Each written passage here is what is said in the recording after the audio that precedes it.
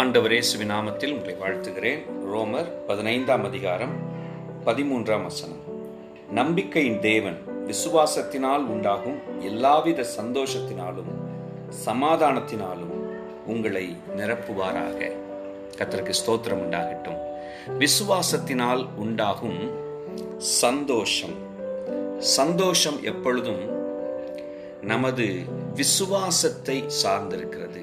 சந்தேகம் கவலையையும் துக்கத்தையும் நம்பிக்கையற்ற தன்மையையும் உண்டாக்கும் போது விசுவாசம் சந்தோஷத்தை உண்டாக்குகிறது. பிரியமானவர்களே, ஆகவே நம்ப தகுந்தவராகிய இந்த நம்பிக்கையின் தேவன் மேல் விசுவாசத்தை வைக்கும் போது அவரால் சமாதானமும் சந்தோஷமும் நாம் பெற்றுக்கொள்ளுகிறோம்.